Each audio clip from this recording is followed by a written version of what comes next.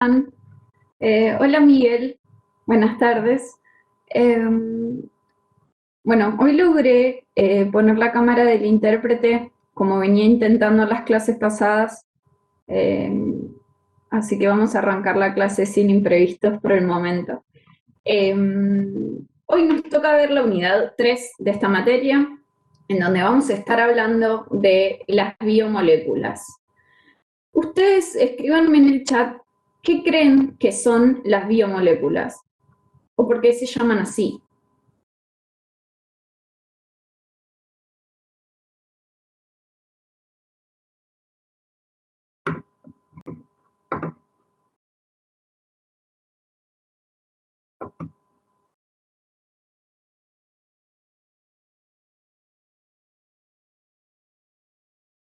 Vamos, escriban en el chat. Bien, Verónica dice que son importantes para la vida, por eso se llaman biomoléculas, porque las necesitamos para vivir, dice Anabela. Nina dice que es bio, de la palabra biológico. Bien, están acertadas todas las respuestas. Las biomoléculas las necesitamos para vivir, son indispensables para nosotros y nosotras. En esta clase de hoy vamos a hablar de 3 biomoléculas importantes: los hidratos de carbono, los lípidos y las proteínas. ¿Bien?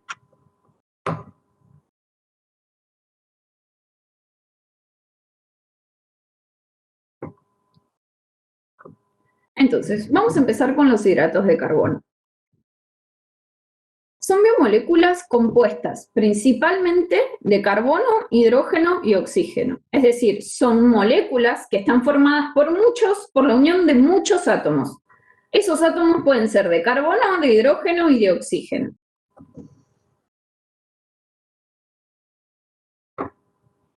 Estas biomoléculas las incorporamos en la dieta a través principalmente de fuentes vegetales, ¿sí? Como la papa, el arroz, el pan, ¿sí? También las legumbres tienen hidratos de carbono, ¿sí? Principalmente las consumimos en la dieta a través de fuentes vegetales.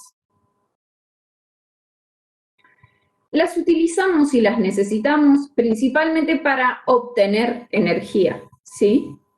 Esa energía la vamos a luego utilizar para todas nuestras funciones biológicas, como respirar, que el corazón pueda latir, poder utilizar la fuerza de nuestros músculos, ¿sí? Poder pensar también. Bueno, pero además los hidratos de carbono pueden cumplir algunas funciones estructurales, ¿sí? ¿Alguien sabe cómo se llama la moneda energética de nuestro cuerpo? ¿Cómo es que obtenemos energía a partir de estas moléculas? A partir de los hidratos de carbono que consumimos en la dieta, los vamos a ir rompiendo en moléculas más pequeñas con la idea, con el objetivo de obtener ATP. ¿Bien? Ahora, ¿cómo es químicamente un hidrato de carbono?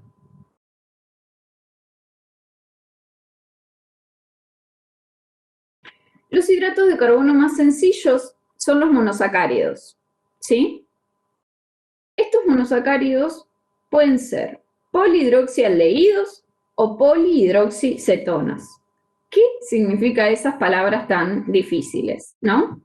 Ahora vamos a ir viendo parte a parte qué significa polihidroxialdehídos o polihidroxicetonas.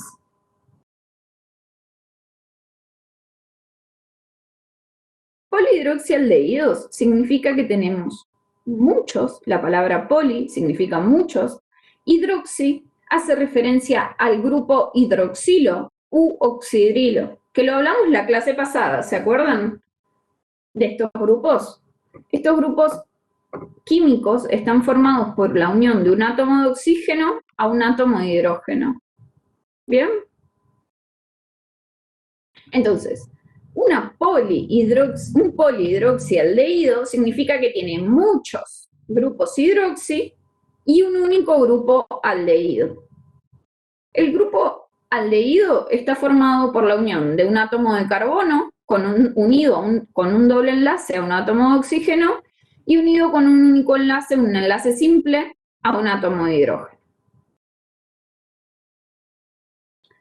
Las polihidroxicetonas son moléculas monosacáridos que tienen muchos grupos hidroxilo y además presentan el grupo funcional cetona, que es este carbono, este átomo de carbono unido a través de dos enlaces a un átomo de oxígeno.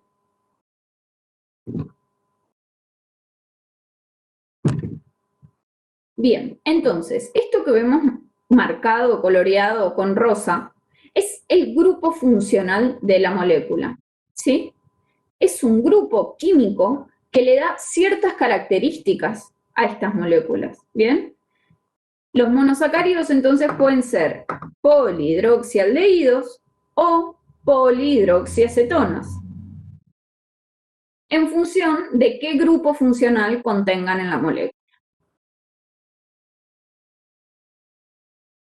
Bien, entonces ahora vamos a ver algunos ejemplos.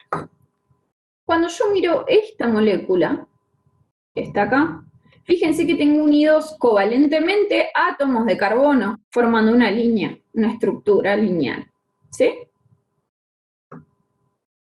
El primer átomo de carbono tiene un doble enlace con un átomo de oxígeno y un simple enlace con un átomo de hidrógeno, ¿sí? Este grupo funcional, esta forma que vemos acá, es el grupo aldehído, ¿sí? En amarillo, en esta misma estructura, vemos coloreados los grupos hidroxilos o hidróxidos o oxidrilos, ¿sí? Entonces, esto es un polihidroxialdehído. ¿Por qué polihidroxi? Porque tiene muchos grupos funcionales hidroxilo. ¿Y por qué aldehído? Bueno, porque en el carbono 1 tenemos un grupo funcional aldehído. ¿Bien?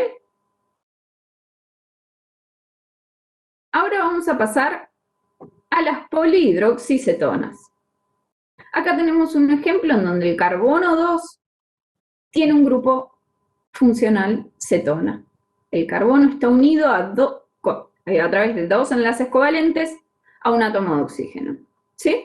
Ese es el grupo funcional cetona. El resto de los átomos de carbono de la molécula tienen grupos hidroxilo, ¿sí?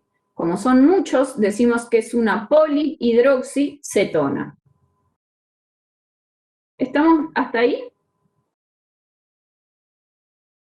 Ahora, hay otras maneras de llamar a estas moléculas, ¿sí? A estos monosacáridos. Vamos a llamarlas aldosa cuando los monosacáridos poseen el grupo funcional aldehído, ¿sí?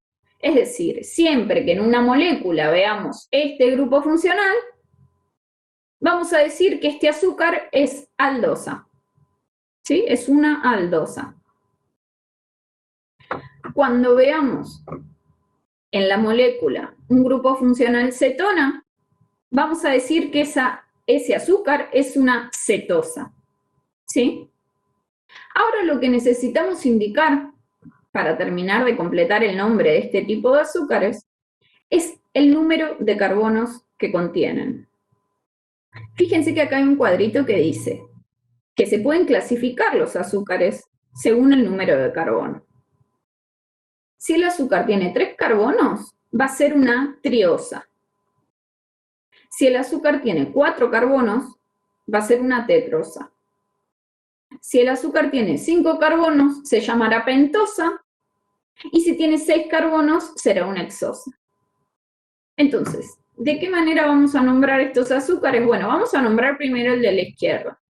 Tenemos un grupo aldehído, entonces lo primero que indicamos es que comienza con la palabra aldo. Y luego debemos indicar el número de carbonos que contiene.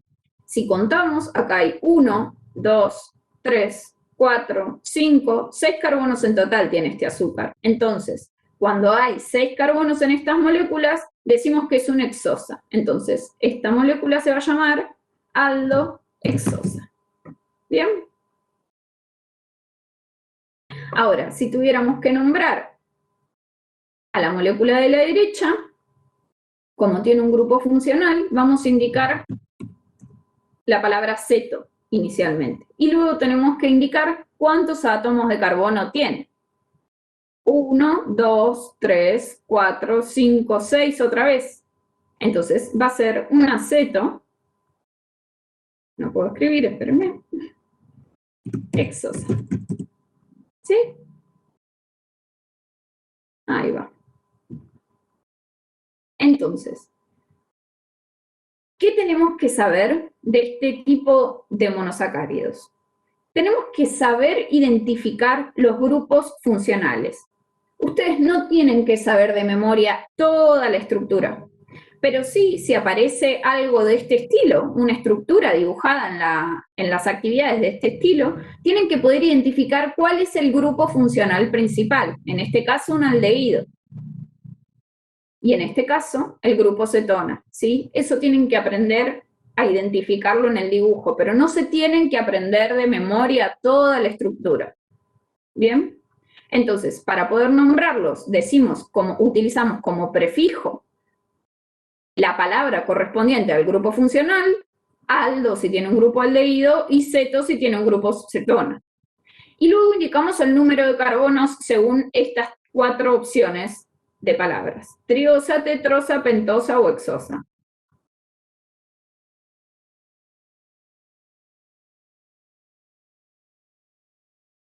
¿Venimos bien hasta acá? ¿Alguna duda? Bien. Ahora vamos a hablar sobre los carbonos asimétricos, o también llamados químicamente carbonos quirales. Los carbonos asimétricos son átomos de carbono que se encuentran unidos covalentemente a 4 átomos distintos, o 4 grupos de átomos distintos. ¿Sí? Entonces, tenemos un átomo de carbono, por ejemplo, que cuando lo representamos en esta figura, está unido a un átomo de hidrógeno, a un átomo de bromo, a un átomo de cloro y a un átomo de flúor. ¿Sí? ¿Cómo me doy cuenta que este carbono es asimétrico o que es quiral, que es lo mismo, ¿sí? Son dos formas de decir lo mismo. Me doy cuenta porque está unido a 4 átomos totalmente distintos, ¿sí? Eso ya le da la propiedad de ser un carbono asimétrico. Bien. En estos carbonos es importante que siempre se respete el orden en el que están ubicados los átomos. Porque si cambia la posición en la que se ubican en el espacio esos 4 átomos distintos unidos al carbono central, entonces la molécula ya no tiene las mismas propiedades químicas, ¿sí? Va a ser otra molécula o va a tener otro nombre. Entonces, fíjense que si bien esta molécula de la izquierda está hecha por un átomo de carbono unido a un átomo de hidrógeno, a un átomo de bromo, a un átomo de flúor y a un átomo de cloro. Si yo me fijo y la comparo con la molécula de la derecha, parecen similares. Pero, en este caso, en la figura de la derecha, el átomo de hidrógeno está unido hacia la izquierda del átomo de carbono. Mientras que en la figura de la izquierda, el átomo de hidrógeno está hacia la derecha. Esa diferencia de ubicación que hay en el átomo de hidrógeno hace que estas dos moléculas sean distintas. ¿Sí? ¿Por qué? Porque el carbono asimétrico tiene distinta disposición de los átomos a su alrededor, distinto orden de los átomos a su alrededor. Vamos a ver un ejemplo que creo que les puede interesar, que está relacionado a la práctica de enfermería. La molécula de ibuprofeno tiene un carbono quiral. El carbono quiral, o asimétrico, es este que está marcado en rojo, ¿sí? Tiene 4 átomos alrededor, o 4 grupos de átomos alrededor, que tienen un orden particular. ¿Bien? Es un carbono quiral, o un carbono asimétrico. ¿Qué pasa? Una de estas formas de la molécula es activa y puede funcionar para disminuir la temperatura corporal o como analgésico, mientras que la otra forma es inactiva. Es decir, por más que yo tome una pastilla que tenga R-ibuprofeno, no voy a sentir los efectos beneficiosos de esta droga, de este analgésico. ¿Bien? Fíjense qué importante que es el orden alrededor del átomo quiral, que hace que una droga sea efectiva o deje de serlo si es que está desordenada o ordenada de distinta manera. ¿Se dan cuenta? No tienen que aprenderse de memoria esta estructura, no es necesario. Es un ejemplo para que vean qué importante que es que los átomos se ordenen en el espacio de una manera determinada. Y que si tenemos dos moléculas con átomos quirales, cuyos átomos se ordenan de manera diferente, entonces vamos a tener que llamarlas con otro nombre. ¿Bien?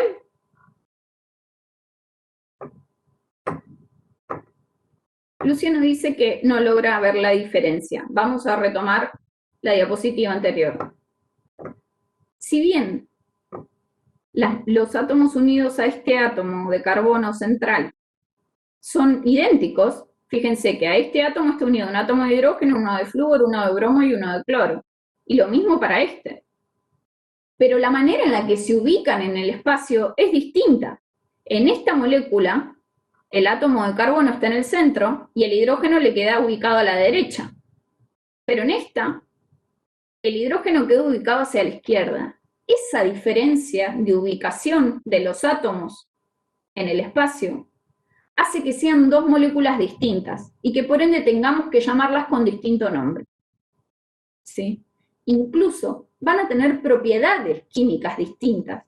Por ejemplo, va a haber una forma activa del ibuprofeno que nos va a ser útil para tratar la fiebre, por ejemplo, y va a haber una forma del ibuprofeno que no va a ser activa. ¿Sí?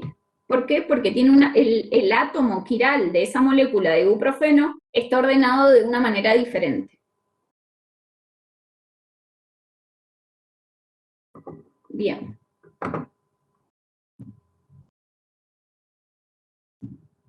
Entonces, fíjense, vamos a ver otro ejemplo. Acá tenemos a la molécula de glucosa, ¿sí?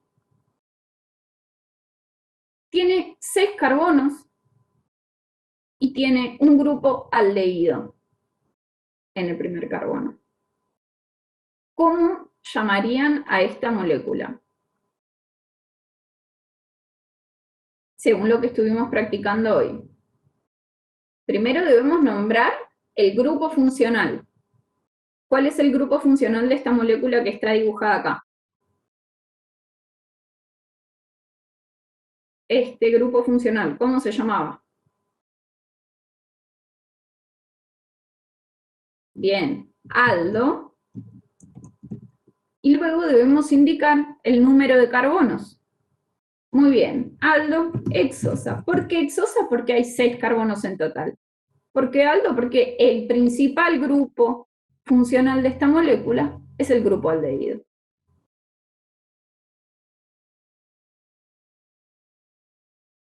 Valen me pregunta, ¿cómo sabemos cuál es el grupo funcional? Bueno, eso es por lo que hablamos en las primeras diapositivas, ¿sí? En la primera parte de la clase. Los monosacáridos pueden tener dos grupos funcionales. O el grupo funcional aldehído, que se ve y se dibuja como lo ven acá, ¿sí? Es un átomo de carbono unido con un doble enlace a un átomo de oxígeno y a otro átomo de hidrógeno, o el grupo ceto. A ver si puedo mostrarles el dibujo. O el grupo ceto, que es lo que estoy marcando por acá. Lo voy a marcar con color.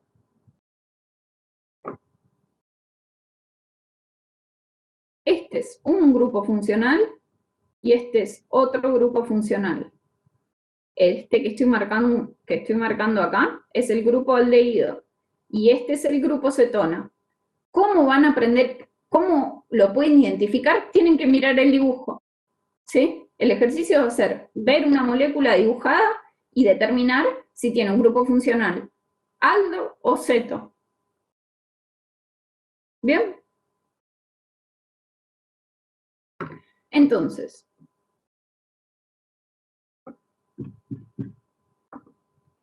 vuelvo para atrás para mostrarles en orden las diapositivas. Entonces, les decíamos, tenemos una aldohexosa que se llama glucosa, ¿sí? Tiene 6 carbonos y un grupo funcional aldehído. También tenemos otra molécula que se llama galactosa, que también tiene un grupo funcional aldehído en el primer carbono y 6 carbonos en total. Así que también va a ser una aldohexosa. Ahora, mirando los dos dibujos, ¿encuentran alguna diferencia entre estas dos moléculas?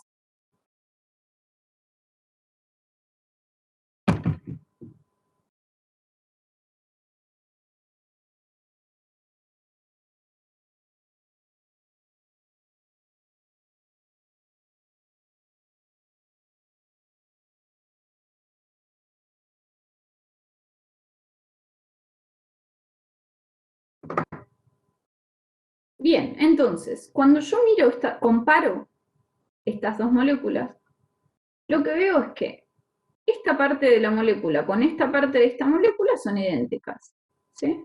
Esto es igual a esto. Miro el carbono 2, tiene un hidrógeno hacia la izquierda, un oxidrilo hacia la derecha. Lo mismo para esta molécula, son iguales.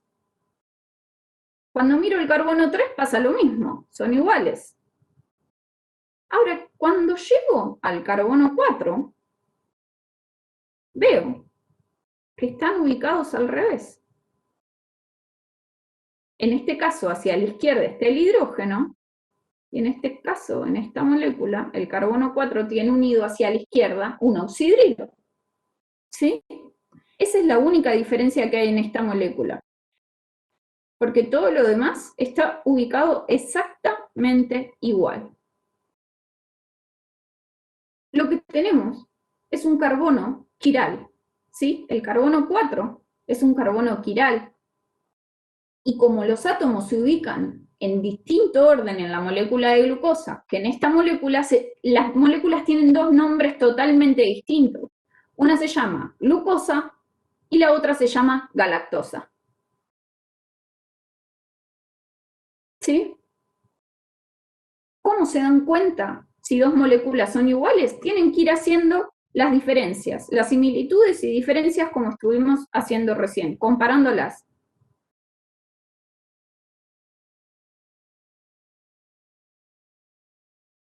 Bien.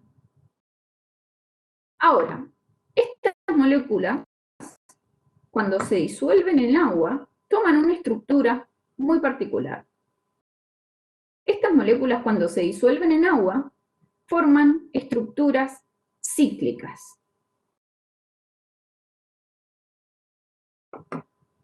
Fíjense, la glucosa queda dibujada como si fuera esta molécula. ¿Bien? Y la galactosa forma esta molécula. ¿Ustedes tienen que saber de memoria cómo se ciclan las moléculas? No, no necesitan saber de memoria eso. Pero tenemos que prestar atención a un detalle muy importante que ahora lo vamos a ver. Cuando yo miro el carbono 1 de la molécula de glucosa, diría que es un carbono quiral o no. ¿Qué piensan? ¿Cómo puedo darme cuenta si un carbono es quiral o no es quiral?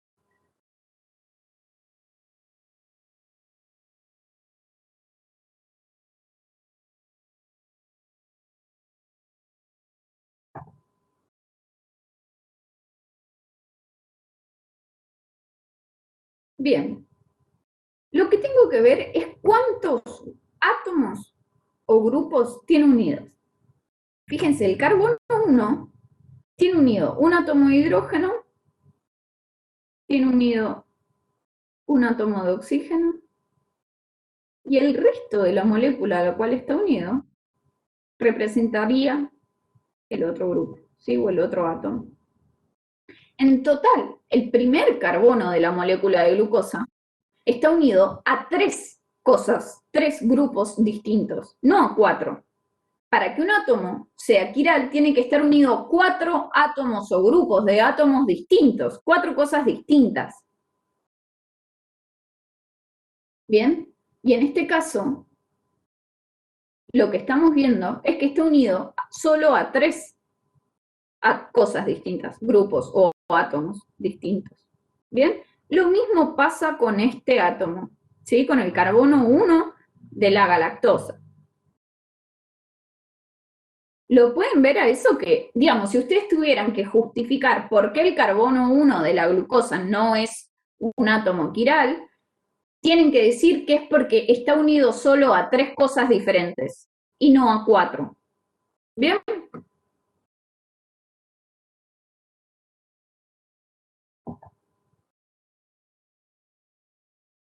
¿Vamos bien?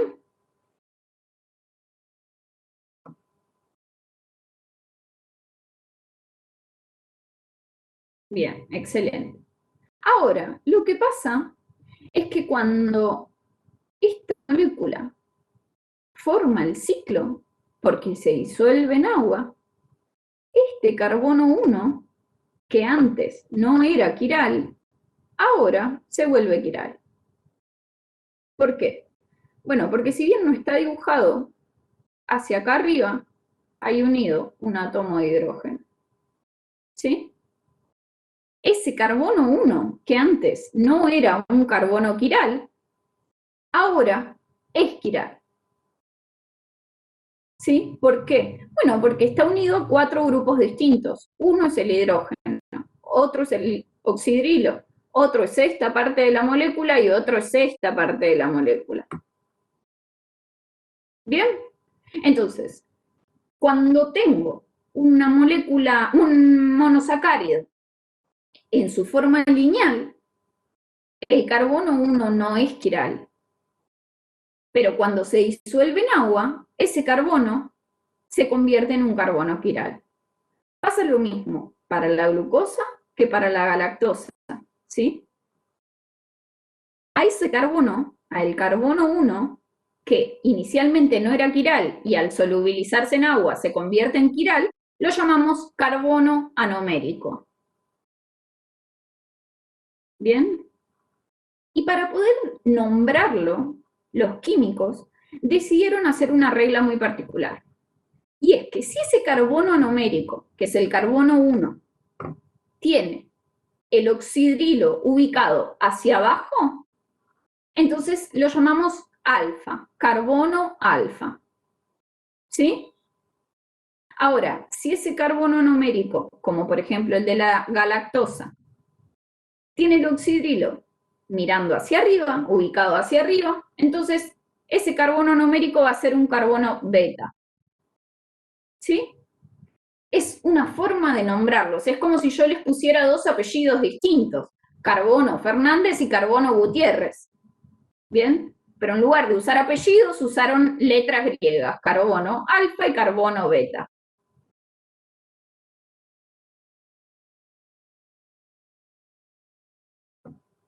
Entonces, vamos a ver este ejemplo. Tenemos a la fructosa. Otra vez, no tienen que aprenderse de memoria la estructura de esta molécula, ¿bien? Vamos a intentar nombrarla como veníamos haciendo antes, según sus grupos funcionales. ¿Qué grupo funcional tiene esta molécula? La fructosa.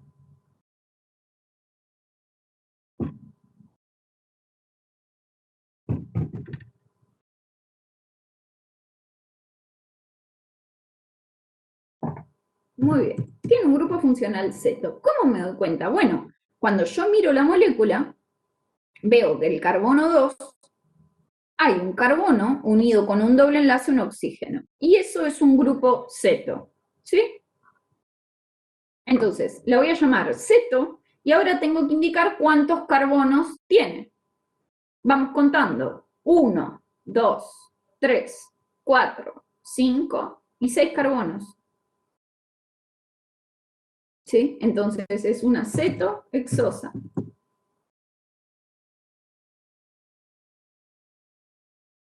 Esta cetohexosa se llama fructosa.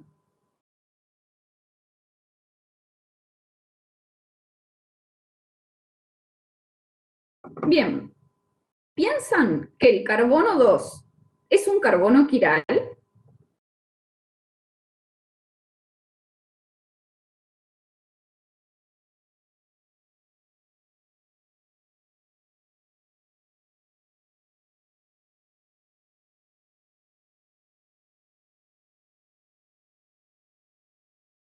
Bueno, para poder saber si es un carbono quiral o no, tenemos que fijarnos si está unido a 4 grupos distintos. Vamos a marcarlos con color. Este carbono de acá está unido al oxígeno. Este sería un primer grupo. A este átomo de carbono sería el grupo 2. Y con otro color está todo el resto de la molécula, ¿sí? En total, ese átomo de carbono, el átomo 2 de la molécula, el carbono 2 de la molécula, está unido solo a 3 grupos distintos. Entonces, no es un carbono quiral.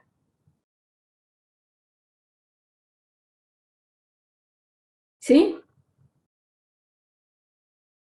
¿Queda claro eso?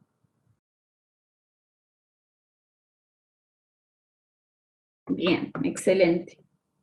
Entonces, pasa algo similar cuando disolvemos a la fructosa en un entorno acuoso. ¿Sí? Se cicla. ¿Qué significa que se cicla? Bueno, que cierra su estructura. Fíjense que, a comparación de esta estructura es como si fuera una línea, un esqueleto de carbonos continuo. ¿Sí? Mientras que acá cerramos la estructura en una forma de anillo. ¿Sí? Decimos que el azúcar se cicló. ¿Sí?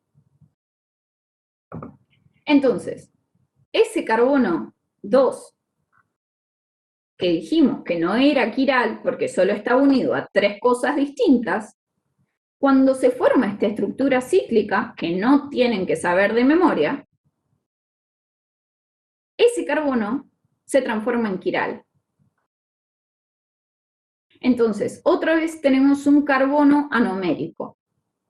¿Qué es importante de esto? Que recuerden, lo voy a anotar en la pizarra.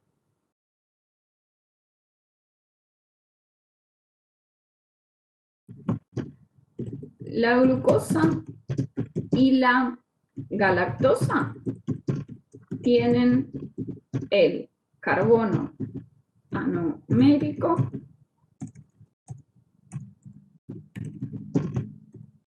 en la posición 1. ¿Sí? Y la fructosa tiene el carbono anomérico en la posición 2. Es decir, el carbono 2 de la fructosa es el carbono anomérico y el carbono 1 de la glucosa y de la galactosa es el carbono anomérico. ¿Vamos bien? Anótense eso, que después se borra porque está anotado en la pizarra. Bien, ahora díganme, ¿qué piensan? ¿Este carbono es alfa o es beta si tiene el oxidrilo ubicado, orientado hacia arriba?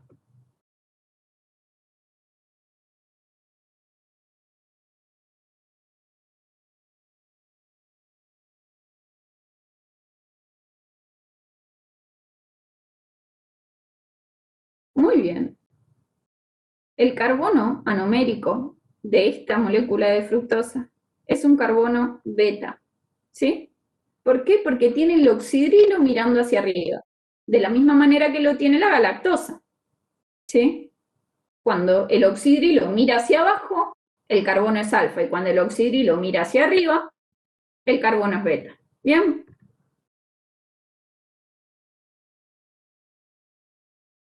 Ahora, último ejemplo. Vamos a ver la ribosa. Díganme qué tipo de molécula es esta.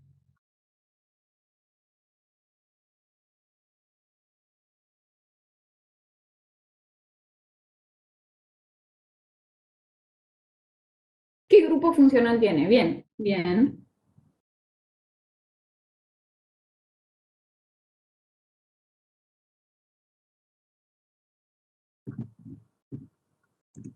Muy bien. Es una aldo porque tiene un grupo aldehído, ¿sí? En el primer grupo ya vemos que hay un grupo funcional aldehído. Y ahora tenemos que determinar cuántos carbonos tiene. Entonces vamos a contarlos. 1, 2, 3, 4, 5 carbonos. ¿Bien? Es una aldo pentosa. ¿Sí? Excelente. Muy bien. Otra vez sucede algo similar con los sacáridos. En agua, en un entorno acuoso, la ribosa se cicla, se cierra el anillo y forma una molécula como la que vemos en esta figura.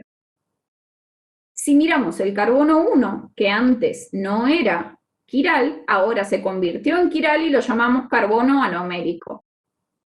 Si el oxidrilo está mirando hacia arriba, otra vez va a ser un carbono beta. Muy bien. Excelente.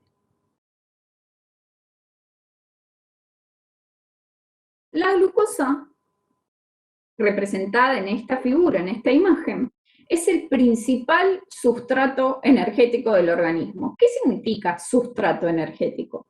Significa que es una molécula que vamos a utilizar, la vamos a romper en partes más pequeñas para poder obtener ATP, es decir, para poder obtener energía. En el torrente sanguíneo, la glucosa circula de manera libre, ¿sí? Y la cantidad de glucosa que tenemos en la sangre la denominamos glucemia.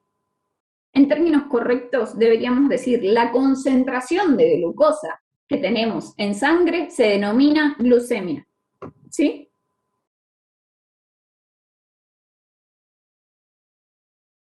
El organismo más o menos ronda, en valores normales, cuando tenemos la glucemia en valores normales, ronda en una concentración de 70 a 110 miligramos por decilitro de glucosa, como siempre. Estos valores normales tenemos que tratar de mantenerlos, ¿sí? Si estamos por encima de ese valor normal, estamos en una situación de alerta, y si estamos por debajo de ese valor normal, también. ¿Sí? Recuerden que el organismo siempre intenta mantener sus valores en un rango normal. La glucosa se puede almacenar en nuestro cuerpo y la forma de almacenarla es formando un hidrato de carbono un poco más complejo, ¿sí? Con esos monosacáridos, con esas unidades de glucosa, vamos a formar un polímero llamado glucógeno, ¿sí? ¿Y para qué vamos a almacenar la glucosa? Bueno, las células de nuestro organismo ahorran, ¿sí? Y llegado el caso en que sea necesario utilizar ese ahorro, bueno, entonces lo invertirán en ese momento, ¿sí? Por ejemplo, ante una falta de glucosa en sangre, las células pueden recurrir a ese ahorro de glucógeno que tienen almacenado. ¿Bien? Este polímero, este glucógeno, estas moléculas de glucosa unidas entre sí, se pueden formar en el hígado y en el músculo esquelético. Los otros tejidos del cuerpo no pueden formar glucógeno. Más adelante vamos a retomar esta idea, pero es para introducirles sobre qué formas tenemos para almacenar la glucosa. La glucosa no la consumimos libre en los alimentos, sino que está formando parte de hidratos de carbono más complejos. Es decir, hasta ahora vimos azúcares que son monosacáridos, una única molécula de azúcar, ¿sí? Pero existen azúcares complejos que están formados por más de una subunidad. Bien, y eso es lo que consumimos en la dieta. Ahora vamos a ver algunos ejemplos.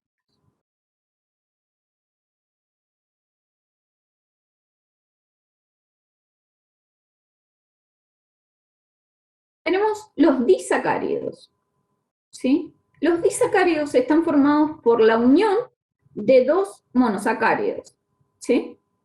Es decir, unimos dos unidades de azúcares a través de un enlace covalente y formamos lo que llamamos un disacárido.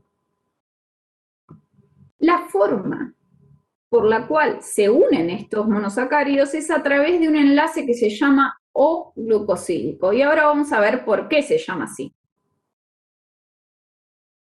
Imagínense que unimos una alfa-glucosa. Fíjense, el carbono 1, que es el carbono numérico, tiene el oxidrilo ubicado hacia abajo. Por eso la llamamos alfa-glucosa. Con una beta-glucosa. ¿Por qué beta? Porque el oxidrilo en el carbono numérico, que es el carbono 1, está ubicado hacia arriba. Si unimos químicamente estas dos moléculas, lo que va a suceder es que este oxidrilo se va a unir con este hidrógeno y va a formar una molécula de agua. Y estas dos moléculas van a quedar unidas a través de un puente, de un enlace covalente, mediado por un átomo de oxígeno. ¿Sí? Por eso el enlace se llama O-glucosídico, porque es la unión de dos azúcares a través de un átomo de oxígeno.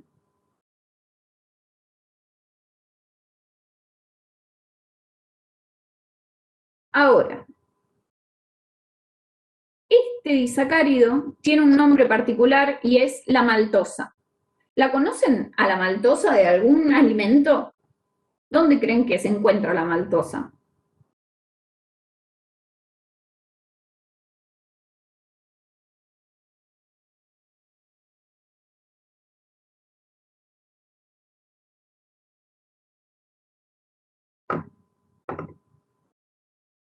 Bien, la maltosa viene de la malta, ¿sí?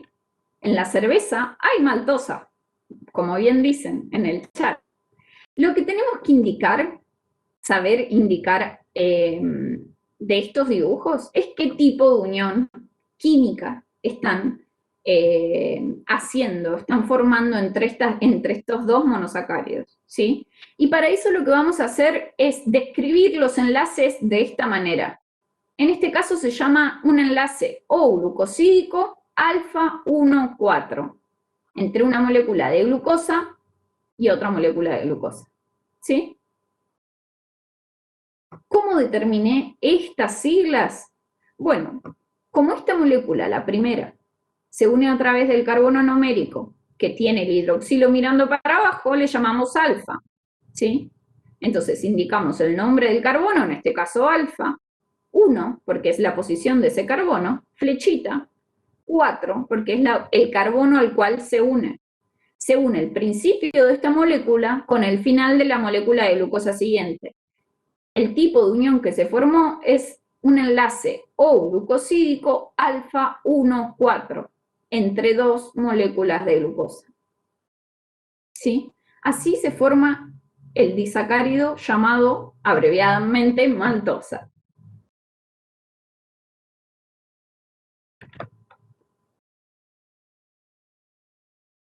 Bien, hay otros disacáridos, como por ejemplo la lactosa. ¿En dónde creen que se encuentra la lactosa? Este es fácil. ¿En qué alimentos?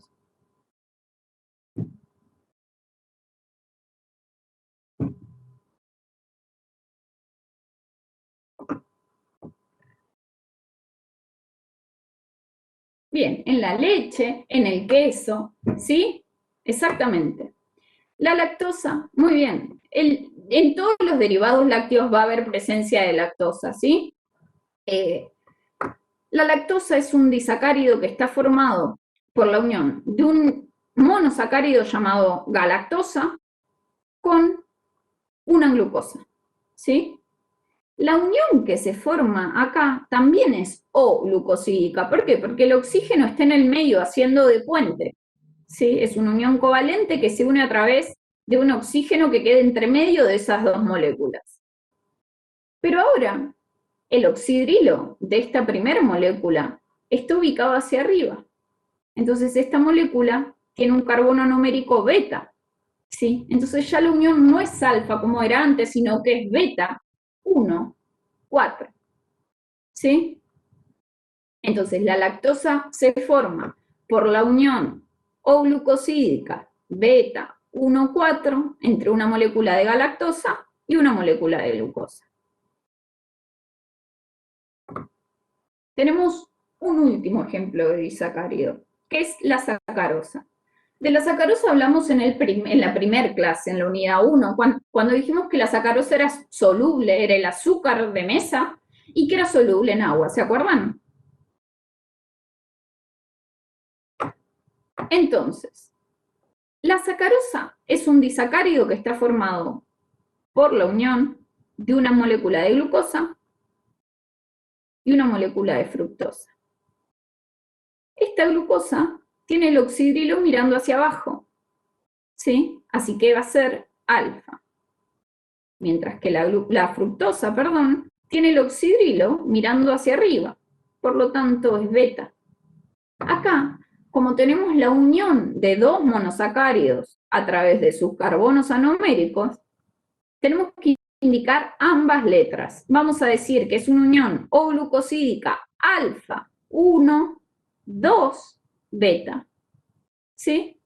Es decir, la unión O-glucosídica ocurre entre el carbono 1 alfa de la primera glucosa y el carbono 2 beta de la fructosa.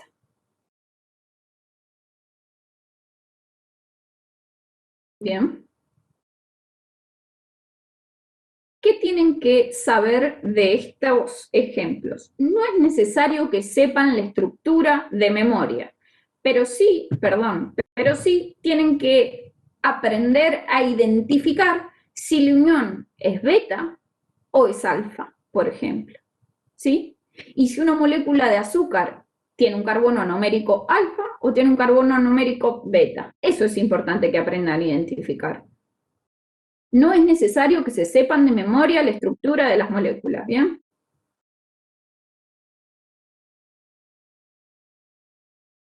¿Quedó claro?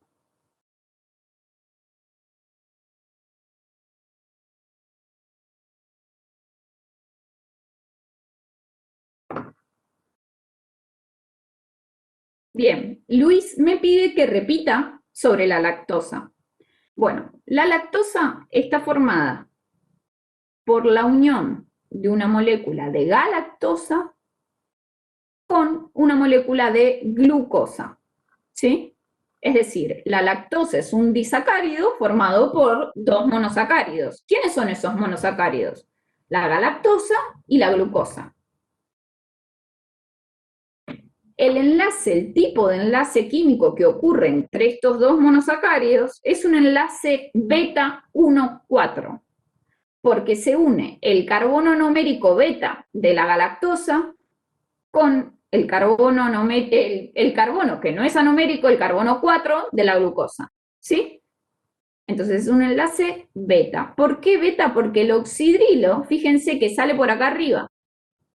Fíjense, este es un tipo de glucosa alfa. Fíjense que el oxidrilo queda mirando hacia abajo. El puente a través del oxígeno acá queda hacia abajo, porque este es un carbono alfa. Pero si el carbono es beta, el oxígeno está ubicado por acá arriba, entonces el puente sale por arriba. Si ven un puente que sale por arriba, el carbono es beta. Si ven un puente que sale por abajo, el carbono es alfa, ¿bien?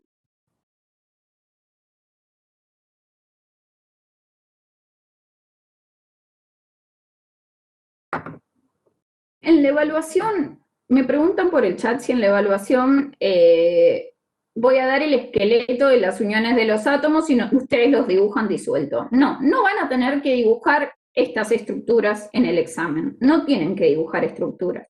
Pero sí tienen que aprender a diferenciar cuándo las uniones son alfa y cuándo las uniones son beta. ¿Sí? Nada más.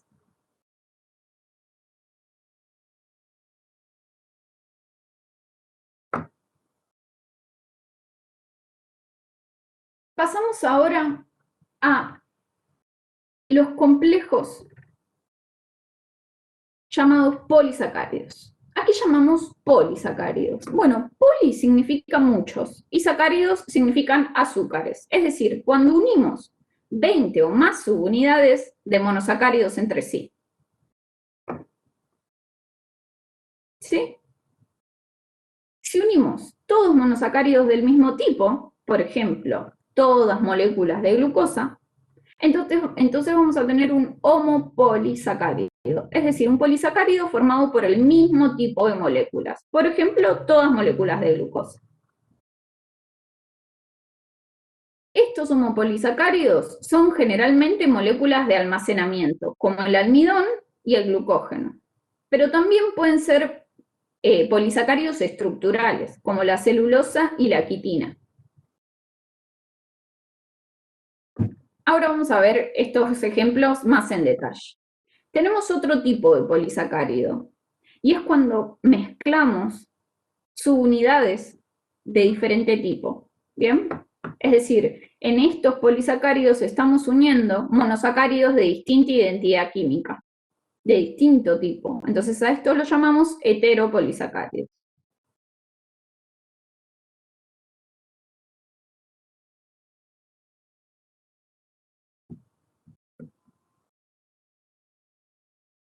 El almidón, el glucógeno y la celulosa son ejemplos de homopolisacáridos formados por glucosa, ¿sí? Ahora vamos a verlos en detalle.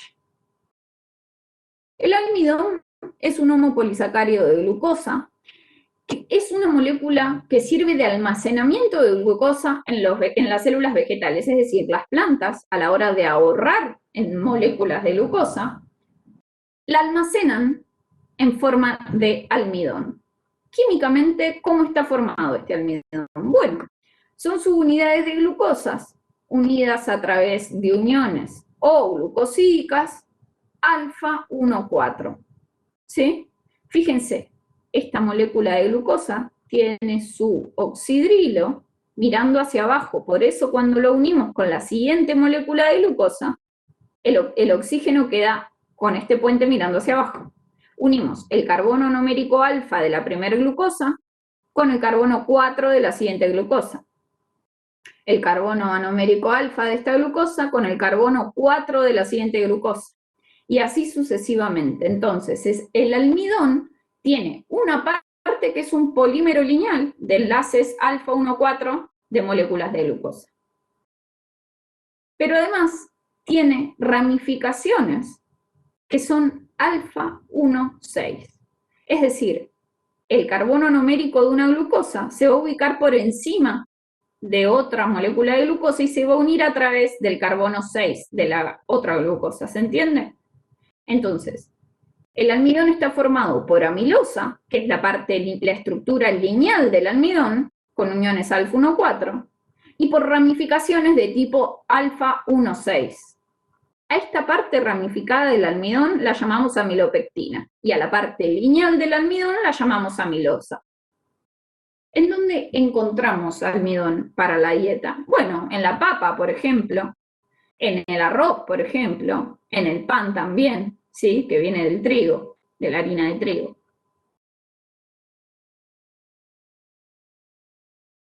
¿Vamos bien?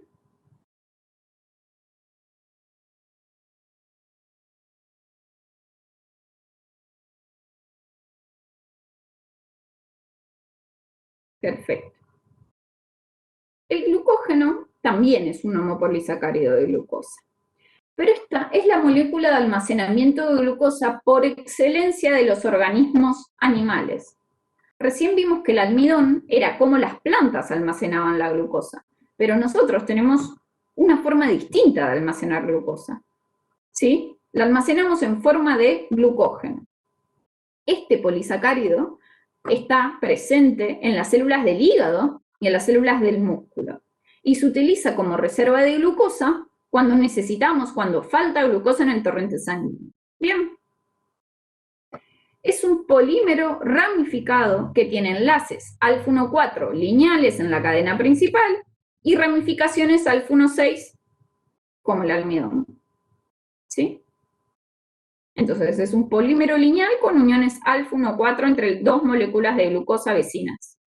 Pero además tiene ramificaciones alfa 1,6.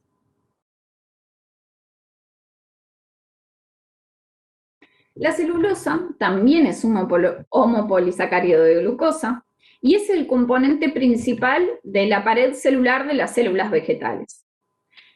¿Vieron los troncos de los árboles? ¿Sí? O las hojas. Todas las células vegetales tienen una pared celular que está formada por este tipo de polisacárido, que se llama celulosa. La celulosa está formada por moléculas de glucosa, pero que están unidas por enlaces beta 1,4, ¿sí?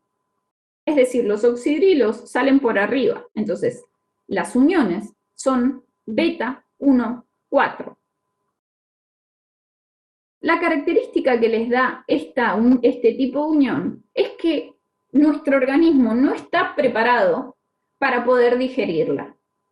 Por eso es que decimos que consumir vegetales aporta fibra, ¿sí?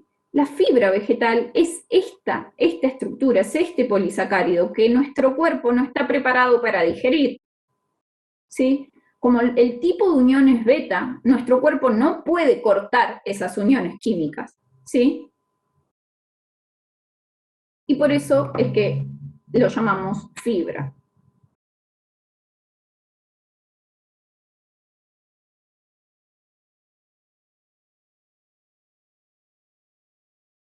¿Vamos bien? ¿Alguna pregunta?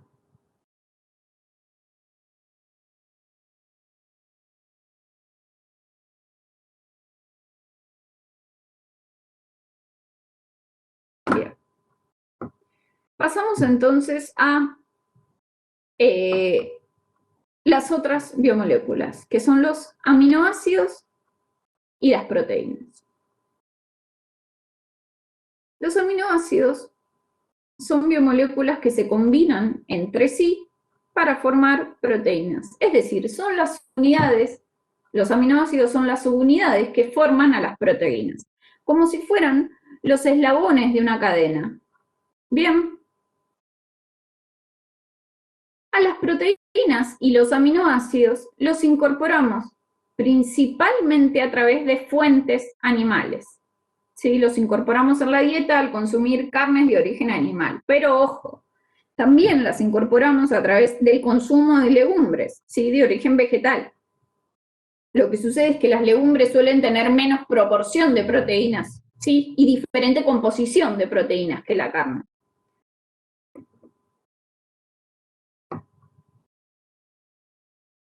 Bien, las proteínas tienen la particularidad de que participan de muchísimos procesos biológicos en nuestro cuerpo, por no decir todos o casi todos. Bien, cumplen funciones estructurales, pero también cumplen funciones muy diversas que en un rato vamos a ver. Más adelante vamos a hablar más específicamente sobre las proteínas. Esto de que estén implicadas en tanta variedad de funciones biológicas hace que las alteraciones en poquitos aminoácidos o en poquitas proteínas tengan consecuencias bastante graves para nuestro organismo. Sí, porque las proteínas y los aminoácidos están implicados, cumplen funciones en la mayoría de las reacciones que ocurren en nuestro cuerpo. ¿Bien?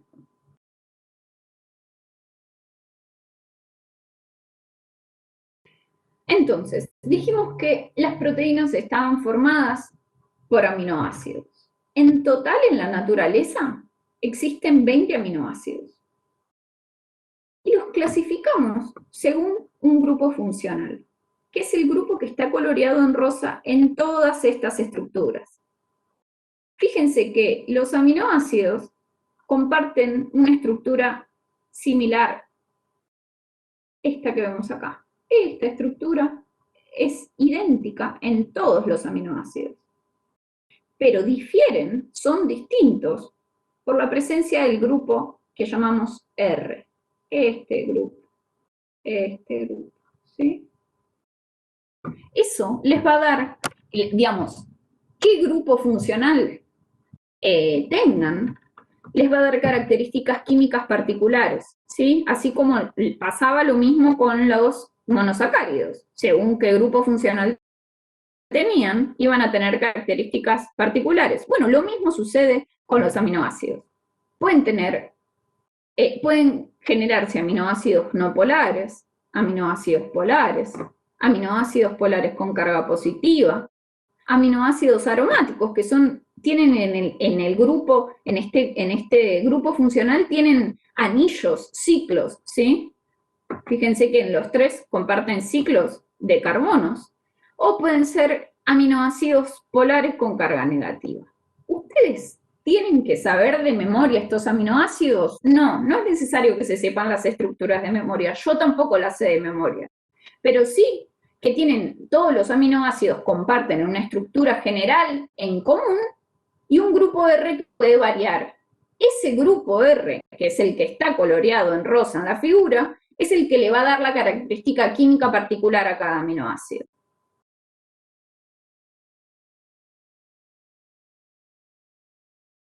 Entonces, ¿cómo están formados los aminoácidos? Tienen un carbono que lo llamamos carbono alfa, que tiene unido un grupo amino, que está representado por un átomo de nitrógeno con 3 átomos de hidrógeno y una carga positiva.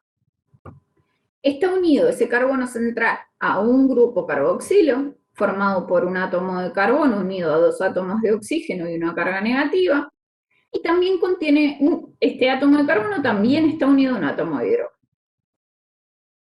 El otro enlace restante que le queda a este átomo de carbono para adquirir la configuración electrónica del gas noble más cercano, completar con 8 electrones su última órbita, este último enlace disponible que tiene acá, es el que lo usa para unirse al grupo R, ¿bien?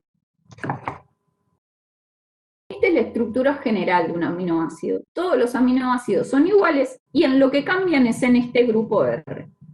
Por ejemplo, si ese grupo R está ocupado por un átomo de hidrógeno, entonces tenemos al aminoácido llamado glicina. Si ese grupo R está ocupado por este grupo de átomos, entonces ese aminoácido ahora se va a llamar aspartato. Vuelvo a repetir, no tienen que saber de memoria estos ejemplos, pero sí tienen que conocer la estructura general y poder identificar cómo es la estructura química de un aminoácido. ¿Bien?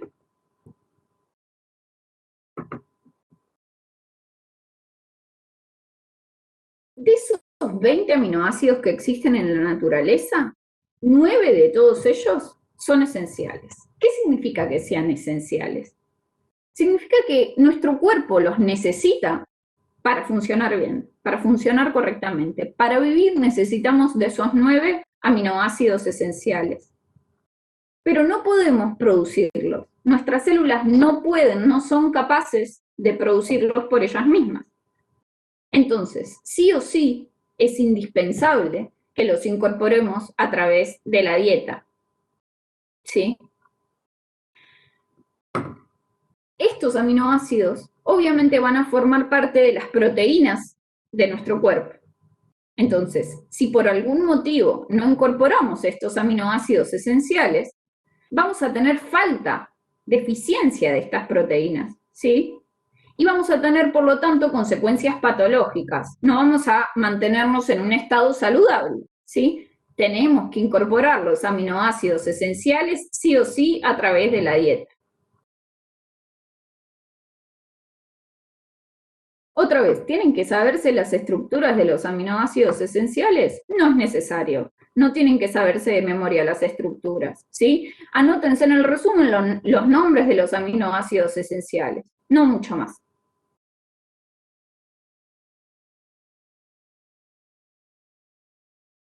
Las proteínas, dijimos, que se formaban por la unión de aminoácidos, ¿sí?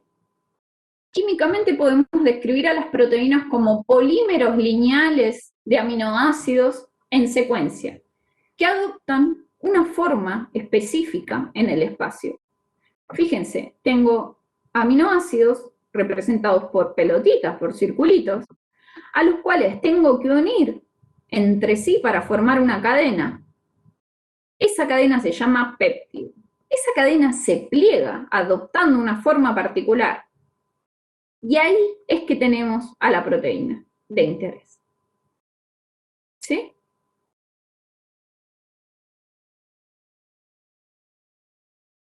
¿Cómo se unen esos aminoácidos entre sí? Bueno, esos aminoácidos forman lo que llamamos una unión peptídica. Forman un enlace químico como el que está pintado de amarillo acá en la pantalla. ¿Sí? Lo que sucede es que el enlace carboxílico del primer aminoácido, ¿sí?, se une con el grupo amino del segundo aminoácido que le sigue en la cadena. Este OH y este H forman una molécula de agua que sale de la molécula. Y este carbono entonces queda unido al átomo de nitrógeno siguiente. Así se formó el enlace peptídico. ¿Sí? Fíjense que este átomo de carbono unido por un doble enlace al oxígeno quedó unido directamente al átomo de nitrógeno del aminoácido siguiente. A esta unión, la llamamos enlace peptídico. Entonces, los aminoácidos se unen entre sí formando enlaces peptídicos para poder formar a las proteínas.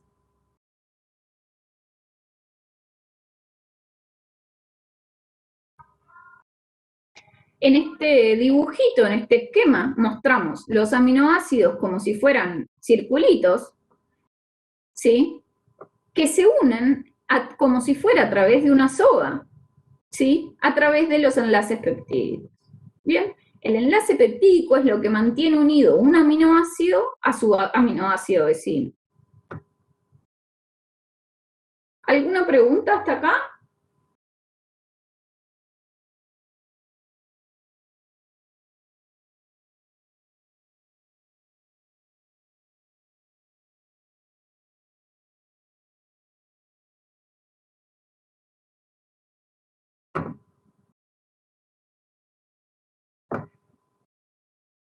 Bueno, las proteínas, como les decía, tienen que doblarse y tomar una forma, ubicarse en el espacio de una forma particular, ¿sí? Tienen una estructura tridimensional determinada, ¿sí? Y es muy importante que las proteínas conserven esa estructura para que puedan cumplir su función correctamente.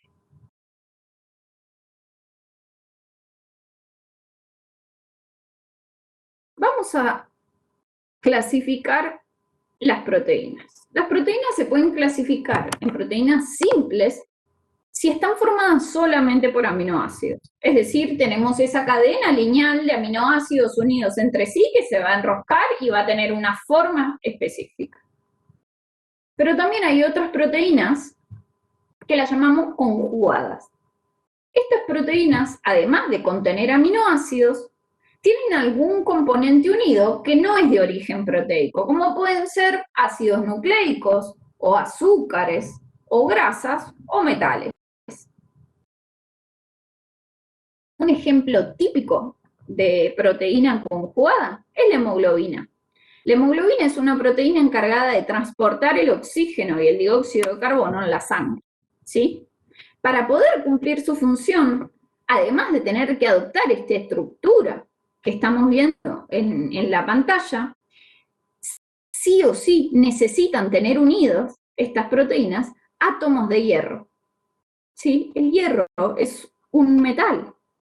Entonces, esta proteína se llama del tipo conjugada porque además de contener aminoácidos, contiene átomos metálicos. Bien. Me preguntan por el chat si la clase queda grabada. Sí, todas las clases son grabadas. Quédense tranquilas, que todas las clases las grabamos.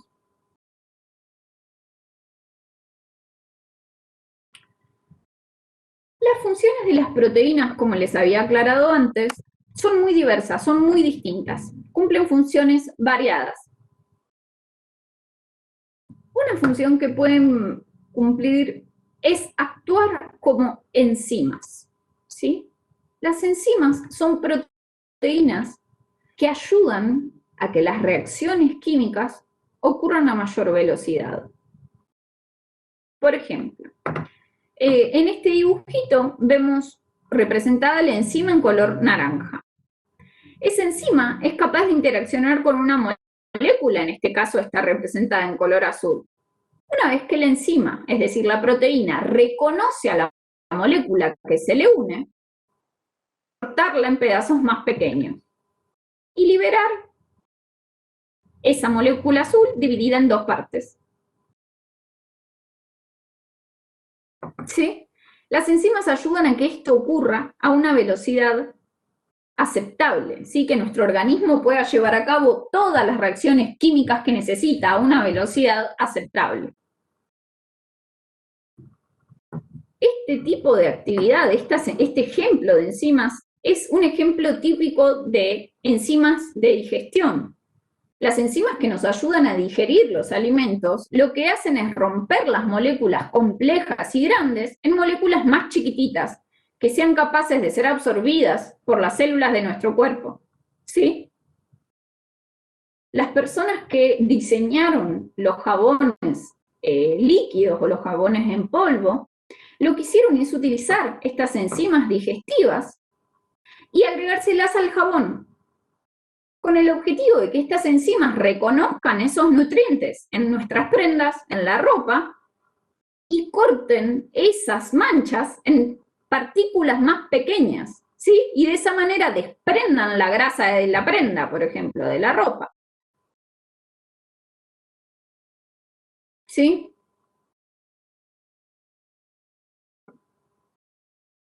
¿Vamos bien con las enzimas? ¿Comprendieron el ejemplo? Perfecto. Buenísimo. Respecto a otras funciones de las proteínas también pueden funcionar como transportadores. Es decir, van a estar, por ejemplo, formando parte de la membrana plasmática, de la membrana de las células, funcionando como una especie de puerta o de compuerta. ¿Sí? Van a permitir que ciertas moléculas ingresen a las células y que otras moléculas no ingresen, por ejemplo. ¿Bien? Entonces, las proteínas, además de poder funcionar como enzimas, pueden ser también transportadores. Por ejemplo, permitirle a la glucosa ingresar a la célula o permitirle a la glucosa salir de la célula. Otra función que cumplen las proteínas es funcionar como hormonas.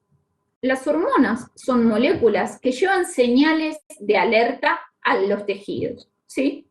Por ejemplo, cuando los niveles de azúcar en sangre, los niveles de glucemia, aumentan por encima del nivel normal, hay que avisarle a los tejidos que eso no está bien y que tienen que hacer algo al respecto, ¿sí? Es una señal de alarma que es llevada por las hormonas. La hormona que lleva esa señal de alarma es la insulina. Y la insulina es una hormona de tipo proteica, es decir, es una proteína que cumple la función de llevar una señal a los tejidos.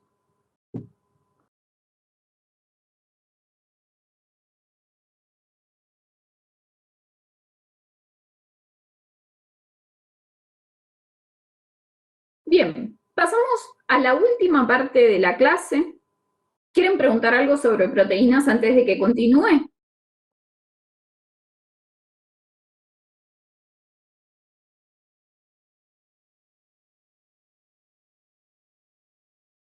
Bien. Bueno, pasamos a la última parte de la clase en donde vamos a hablar de la última biomolécula que nos queda hoy, que son los lípidos.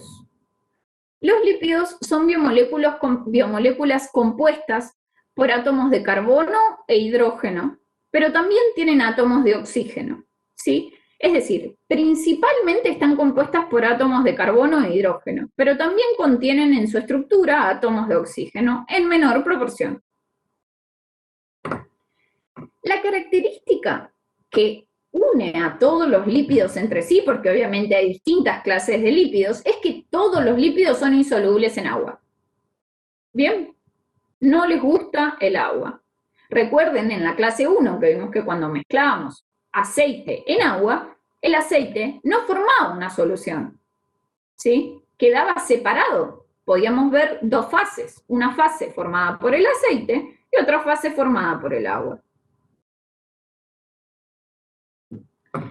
Los lípidos en general son cadenas lineales, así como vemos en este dibujo. Cadenas de átomos de carbono largas, unidas unos a otros entre sí, ¿sí? Pero también existen algunos lípidos que son cerrados, que son cíclicos, ¿sí? Formados, se dice, por anillos aromáticos. Después vamos a ver un ejemplo.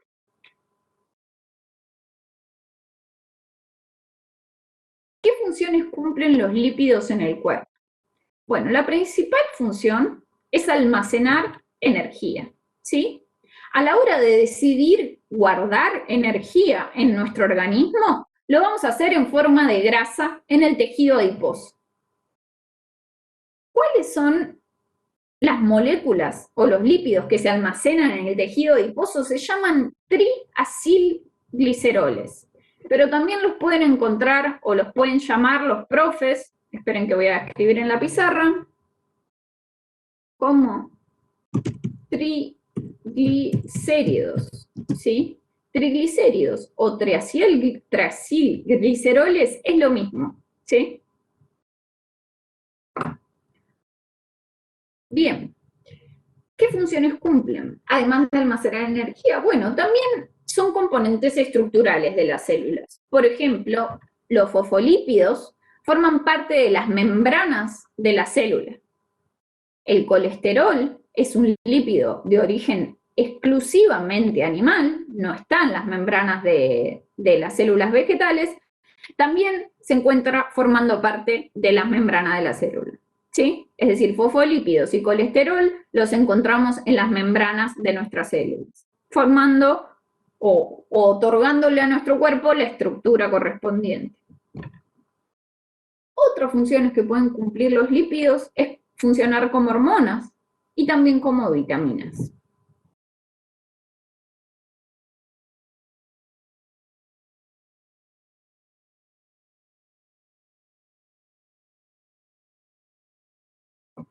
Un tipo de lípido que, el más simple, digamos, el lípido más simple que encontramos es un ácido graso.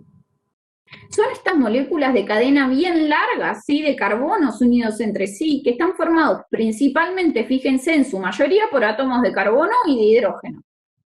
Pero en uno de sus extremos contienen este grupo funcional, el grupo funcional llamado ácido carboxílico, ¿sí? Es un átomo de carbono unido por un doble enlace a un átomo de oxígeno y por un enlace simple a un oxidrilo. Este grupo se llama ácido carboxílico y por eso estas moléculas se llaman ácidos grasos. Esta colita de carbonos e hidrógenos es la parte grasa de la molécula y este grupo funcional ácido carboxílico es la parte ácida. Entonces, por eso lo llamamos ácidos grasos. ¿Bien? En estas tres figuras estamos viendo la misma molécula representada de distintas formas, dibujada de distintas formas. Podemos representarla así, podemos dibujarla con pelotitas, o podemos representarlas de esta manera, en donde cada piquito de esta estructura representa un átomo de carbono que está unido a otro.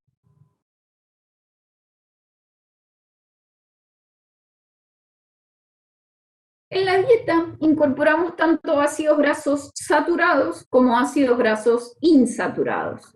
¿Qué quiere decir saturado? Quiere decir que el ácido graso tiene todos enlaces simples, ¿sí? Los enlaces que unen a los átomos de carbono entre sí son enlaces covalentes simples. ¿En dónde incorporamos esos ácidos grasos saturados? En el queso, en el chocolate, en la leche, en los derivados de la carne, ¿sí? Como la panceta. Ahora, existen otros ácidos grasos que tienen dobles enlaces entre los átomos de carbono. Pueden tener un único doble enlace en toda la estructura o pueden tener más de un doble enlace. Esos ácidos grasos insaturados son los que encontramos comúnmente en la naturaleza, ¿sí? En el pescado, en los frutos secos, en la palta, en el aceite de oliva, ¿sí? Suele decirse que estos ácidos grasos insaturados son más saludables que los ácidos grasos saturados. ¿Bien? Ahora vamos a ver algunos ejemplos de ácidos grasos insaturados. Recuerden, que sean ácidos grasos insaturados significa que al menos en toda la estructura de ese ácido graso yo voy a encontrar un doble enlace dibujado como esta manera, como se ve acá. Vieron que les dije que los ácidos grasos tienen toda una cadena de carbonos e hidrógenos y en un extremo contienen el grupo ácido carboxílico. De la otra punta de la molécula, es decir, el otro extremo a ese grupo ácido, es lo que llamamos carbono omega. ¿Sí? Se escribe carbono W, así, como está escrito acá.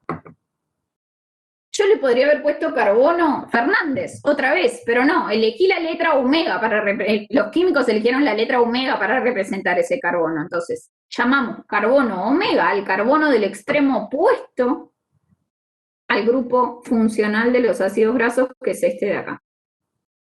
Y lo que tenemos que hacer para poder nombrar este ácido graso es fijarnos en dónde aparece el primer doble enlace. Es decir, en dónde aparece la primera insaturación. Si contamos, este sería el carbono 1, el carbono 2, en el carbono 3 aparece la primera insaturación.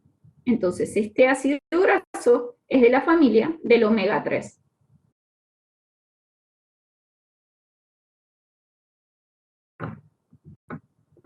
El segundo ejemplo es el ácido linoleico, ¿sí? Si contamos desde el extremo opuesto al grupo ácido carboxílico, en donde contiene el primer doble enlace, contamos 1, 2, 3, 4, 5, 6. Entonces, este ácido graso pertenece a la familia del omega 6. Por último, tenemos los ácidos grasos que pertenecen a la familia del omega 9, como por ejemplo el ácido oleico. Tiene el primer doble enlace y único doble enlace en el omega 9, en el carbono 9, ¿sí? Por eso se llama familia del omega 9. Ahora, fíjense que el primer ácido graso tiene 3 dobles enlaces. El segundo ácido graso tiene 2 dobles enlaces y el tercer ácido graso solo tiene 1. Para poder indicar eso, tenemos que mirar estos numeritos de acá. En total, este ácido graso, si contamos todos los carbonos, tiene 18 carbonos. Se utiliza el símbolo de los dos puntos y luego se pone el número total de dobles enlaces que encontramos. ¿Sí? Entonces, 18 carbonos, 3 dobles enlaces. El segundo ejemplo tiene 18 carbonos y 2 dobles enlaces. El tercer ejemplo tiene 18 carbonos y un doble enlace.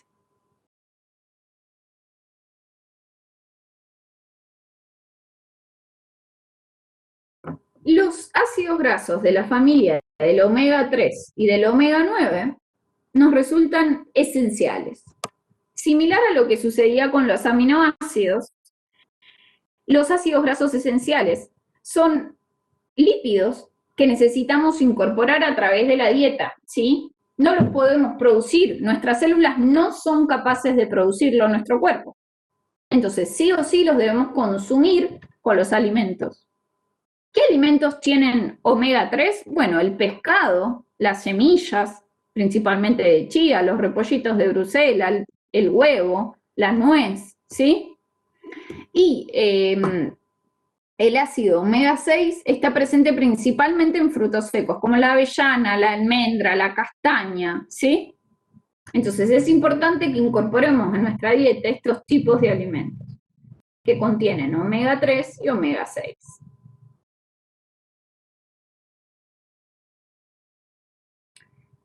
¿Alguna vez escucharon hablar de los ácidos grasos trans?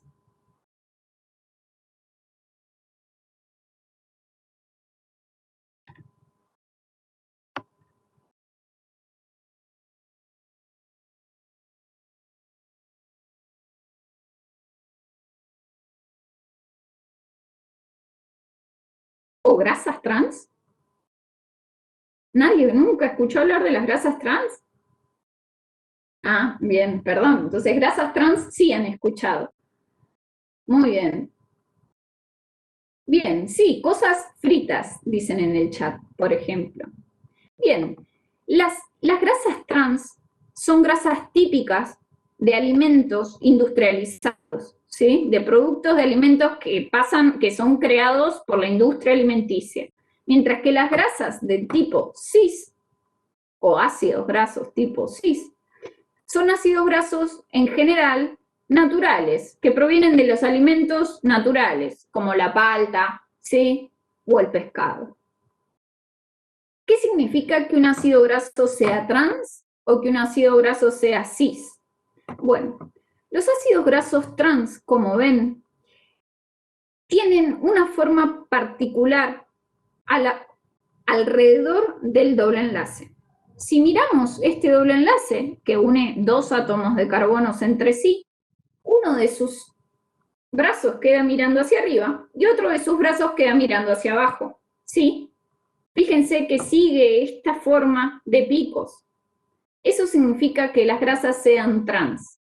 Estos átomos de carbono están quedando por encima de este doble enlace y estos átomos de carbono están quedando por debajo de este doble enlace. Estas son las grasas típicas industriales. Ahora, las grasas naturales tienen configuraciones cis. ¿Qué significa eso? Bueno, que los átomos de carbono alrededor de este doble enlace se ubican los dos hacia abajo, ¿sí? Se ubican los dos bracitos de ese doble enlace mirando hacia abajo. Siempre se ubican mirando hacia el mismo lado. Pueden ser los dos hacia abajo o los dos hacia arriba, pero siempre los dos en la misma dirección, ¿sí?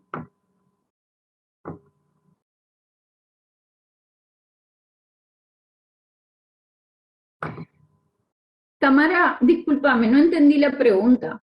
¿Me volverías a escribir?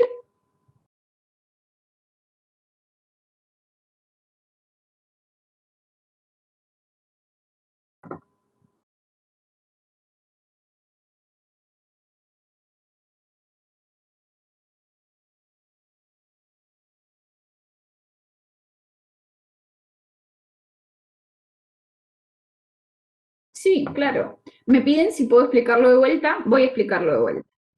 Las grasas trans, a ver, vamos a empezar por lo básico. Voy a empezar a anotar con la pizarra. Las grasas cis y grasas trans ambas tienen dobles enlaces. El tema es cómo se ubican espacialmente esos dobles enlaces, ¿sí? En las grasas trans, que son las grasas industrializadas, tenemos dos átomos de carbono unidos a través de un doble enlace. Uno de esos átomos de carbono, la molécula, continúa, le pongo R de manera genérica, ¿sí? Ahora les voy a mostrar qué significa este R.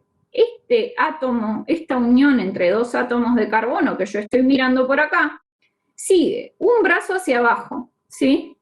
Este vendría a ser un grupo R, que yo representé acá.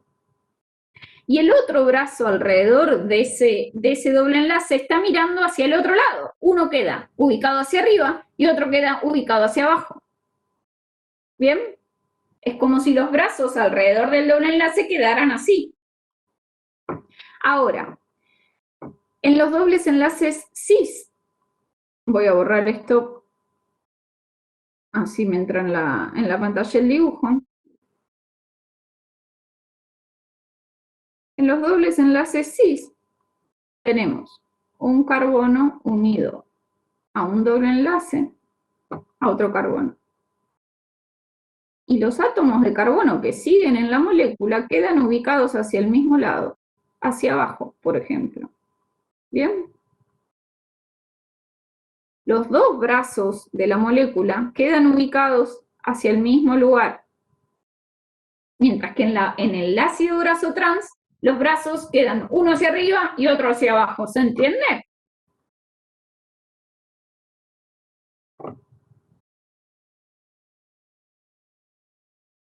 Cambia la disposición en el espacio de los carbonos que están alrededor de ese doble enlace. En los ácidos grasos cis, esos átomos de carbono se ubican siempre hacia el mismo lugar, hacia el mismo lado. O los dos hacia abajo o los dos hacia arriba. Pero en las grasas trans quedan uno hacia arriba y otro hacia abajo.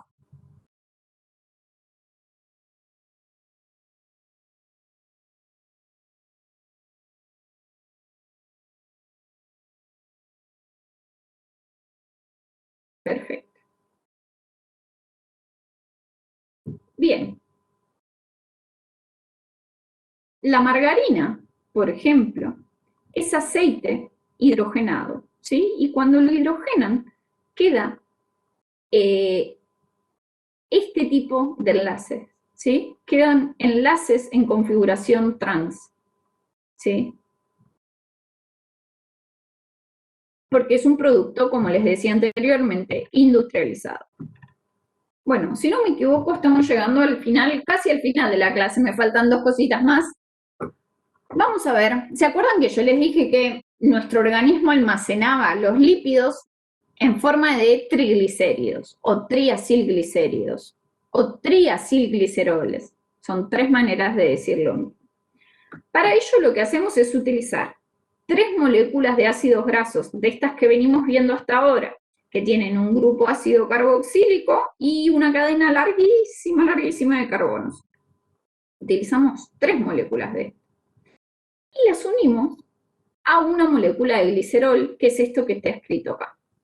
Ustedes, como siempre les digo, no tienen que saberse de memoria dibujar todo este triacilglicérido, pero sí tienen que saber cómo está formado, sí tienen que saber describirlo, y sí tienen que saber que si aparece esta figura, poder identificar cuáles son los ácidos grasos, ¿sí? Y cuál es la parte del triglicérido. ¿Cómo se unen entre sí? Bueno, este grupo hidroxilo que contiene el glicerol libera el hidrógeno que se une a este OH. Estos dos forman agua, ¿sí? Estos 3 átomos, mejor dicho, forman agua. Y fíjense que el átomo de carbono del glicerol, ahí lo voy a marcar con color, el átomo de carbono del glicerol sería este y este. Queda unido por una unión de tipo éster. Esta unión química que se forma acá se llama unión éster. ¿Sí? Entonces, un triacilglicerol se forma por la unión o la esterificación de 3 ácidos grasos a una molécula de glicerol.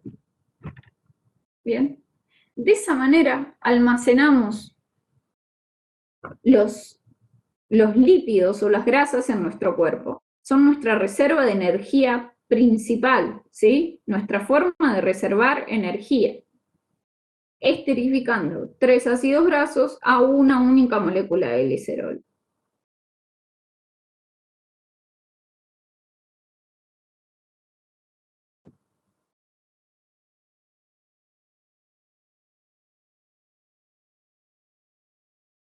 Bien, han escuchado hablar, me imagino, sobre el colesterol. El colesterol es un tipo de ácido, es un tipo de lípido, mejor dicho, que está formado, en lugar de ser una cadena lineal, como veníamos viendo hasta ahora, está formado por anillos, ¿sí? Por anillos cerrados entre sí, 4 anillos unidos entre sí. A esta estructura típica del colesterol se le llama núcleo esteroideo. Y es muy importante el colesterol en nuestro cuerpo, porque a partir de esta estructura básica obtenemos diferentes compuestos químicos. A partir del colesterol podemos obtener sales biliares, por ejemplo. Las vamos a ver más adelante, pero las sales biliares nos ayudan en la digestión. A partir del colesterol también podemos obtener la vitamina D, ¿sí? Que regula el metabolismo del calcio y del flúor, ¿bien? A partir del colesterol también podemos obtener hormonas como la testosterona, la progesterona y el estradiol, ¿sí? Que van a contribuir al desarrollo correcto de nuestro cuerpo, entre otros ejemplos. Entonces, la molécula de colesterol es muy importante. Este núcleo esteroideo va a formar parte de distintos tipos de moléculas que todas cumplen funciones importantísimas en el cuerpo, ¿sí? Este es un ejemplo de un lípido no lineal, ¿sí? Un lípido cíclico, con anillos, los que llamamos anillos aromáticos. Por último, nos quedan ver las vitaminas. Dijimos que los lípidos podían formar parte desde las vitaminas. Tenemos las vitaminas que son solubles en grasa o liposolubles, como por ejemplo la vitamina A, D, E y K, y las vitaminas hidrosolubles, como todas las familias del complejo de vitaminas B y la vitamina C. La vitamina B12, por ejemplo, es un suplemento de vitaminas que tienen que tomar las personas que tienen una dieta a base exclusivamente vegetal, es decir, no comen carne. O que incluso también las personas veganas tienen que tomar suplemento de vitamina B12. Porque la vitamina B12 se obtiene principalmente de los productos animales. ¿Bien? ¿Tienen que saberse de memoria estas vitaminas? No, pero es interesante que las conozcan, ¿sí? Que sepan que están formadas eh, por lípidos, ¿sí? Bien.